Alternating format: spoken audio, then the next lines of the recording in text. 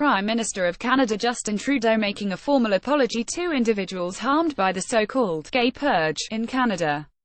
Adrian Wild, the Canadian Press. Via Associated Press, the Canadian government will pay up to 110 million Canadian dollars, or $85 million, to compensate victims of the so-called gay purge, decades of government-authorized discrimination against gay Canadians. The announcement on Tuesday followed a speech in the House of Commons in Ottawa by Prime Minister Justin Trudeau, who apologized to the victims. The government program, which lasted for more than 30 years and ended only in the 1990s, caused thousands to lose their jobs and sometimes face prosecution because of their sexual orientation. The policy affected Canadians in the military, the public service and the Royal Canadian Mounted Police. The government also introduced legislation to expunge unjust convictions from the judicial records of people charged under laws that criminalized homosexuality. In a speech to victims and their supporters who had gathered in the gallery of the House of Commons, Mr. Trudeau apologized for Canada's role in the systemic oppression, criminalization, and violence against sexual minorities. "It's with shame and sorrow and deep regret for the things we have done that I stand here today and say we were wrong," he said. He added, "It is my hope that in talking about these injustices, vowing to never repeat them, and acting to right these wrongs, we can begin to heal." In the 1950s, a special unit of the Mounties began a broad campaign aimed at removing gay and lesbian members of the military and other government institutions who were seen as vulnerable to blackmail by the Soviet Union. There are no known cases of gay public employees passing information with any foreign power. To identify targets, the authorities conducted surveillance, made threats and even developed a so-called fruit machine, built in order to detect homosexuality. At one point, 9,000 people were under investigation by the unit, according to some estimates.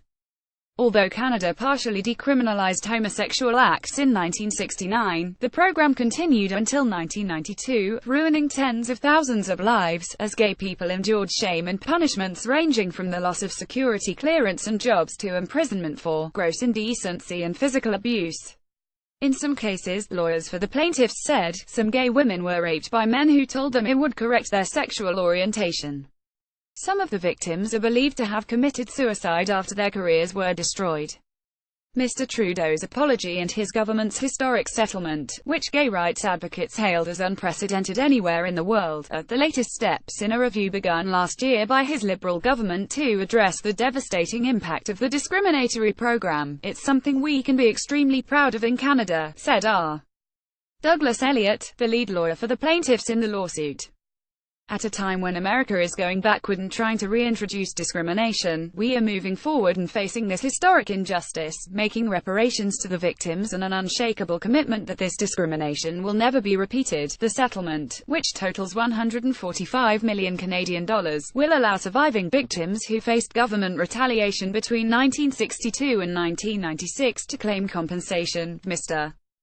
Elliott said. They will also be eligible for financial compensation ranging up to 150,000 Canadian dollars for those who experience severe psychological and physical harm. Because many victims have died, 15 million Canadian dollars has been allocated for an array of reconciliatory and memorial measures in their honor. These will include the construction of a national monument in Ottawa and educational programs on the history of discrimination against gay and transgender people. Simon Thwaites, 55, lost his house and livelihood after he was forced out of the Canadian military in 1989 because he was gay.